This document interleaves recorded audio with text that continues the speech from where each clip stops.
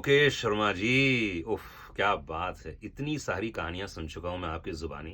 मुझे ऐसा लगता है कि स्टोरी टेलिंग जब हम बचपन में थे तो हमारे दादा-दादी, नाना-नानी हमें सुनाया करते थे। उसके बाद थोड़े बड़े होते हैं तो हम टीवी के माध्यम से, फ़िल्मों के माध्यम से कहानियाँ सुनते हैं। लेकिन मुकेश शर्मा जी का अंदाज़ ही कुछ निराला है। उनके बोलने का अंदाज़, उनकी स्टाइल और जो बोलते हैं ऐसा लगता है जैसे बस गया है मेरे मन में और जब आँख बंद करें आप, तो आपको ऐसा लगेगा कि जैसे विज़ुअल आपकी आँखों के सामने आ गया है। मुकेश जी, आपके इस प्रयास के लिए मैं बहुत-बहुत साधुवाद देना चाहूँगा और मैं कहूँगा कि इसी प्रकार से और भी बढ़िया-बढ़िया कहानियाँ आप सुनाते रहें। अनुराग पांडे की ओर से बहुत-बहुत शुभकामनाएँ and you are the best.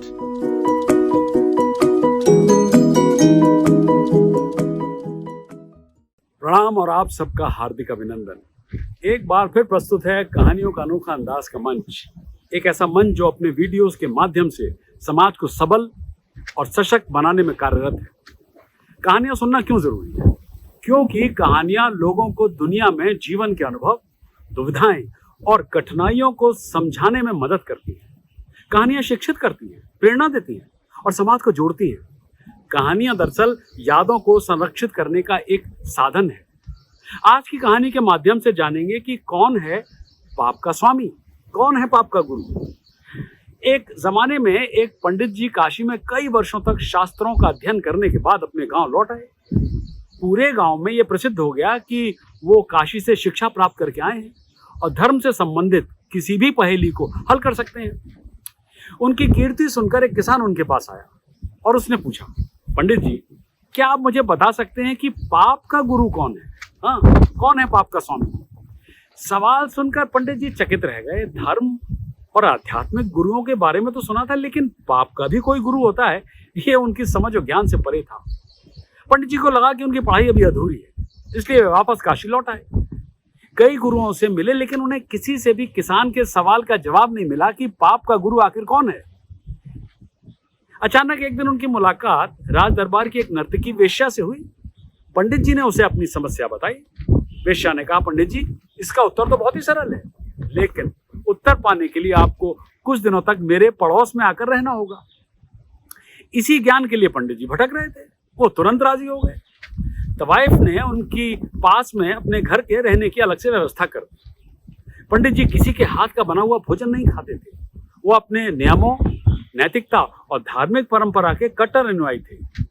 वेश्या के घर के बगल में रहकर अपने हाथों से खाना बनाते हुए पंडित जी ने कुछ दिन तो आराम से गुजारे, लेकिन सवाल का जवाब अभी तक नहीं मिला। उन्हें जवाब का इंतजार था।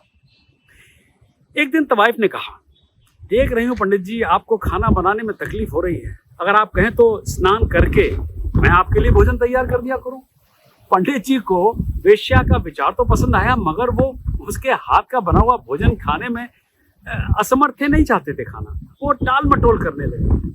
पंडित जी को मनाने के लिए वेश्या ने फुसलाया, अगर आप मुझे ये सेवा करने का मौका देंगे तो मैं आपको दक्षिणा में रोजाना 5 सोने के सिक्के भी दूंगा। स्वर्ण मुद्रा का नाम सुनकर पंडित सोचने लगे, पका हुआ खाना और साथ ही सोने के सिक्के, यानी दोनों हाथों में लड्डू।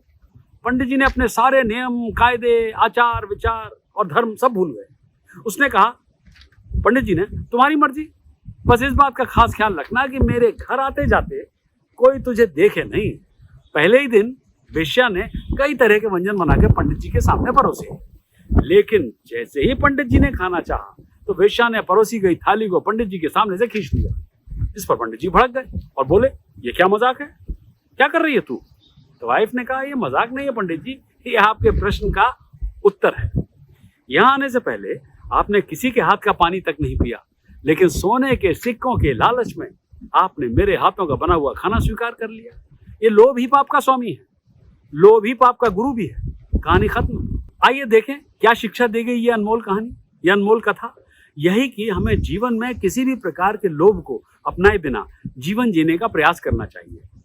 वैसे एक और लघु कहानी भी लोभ को ही पाप का गुरु बताती है, सुनना चाहेंगे?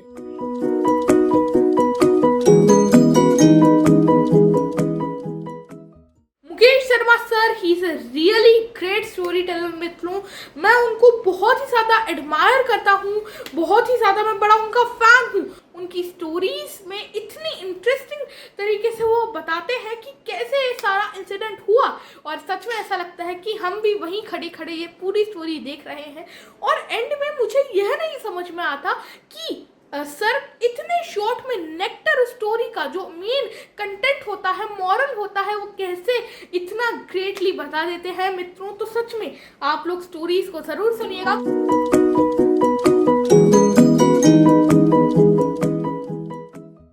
एक व्यक्ति को एक जादू का प्याला मिला। उसे पता चला कि अगर वो प्याले में रोता है तो उसके आंसू मोती में बदल जाते हैं।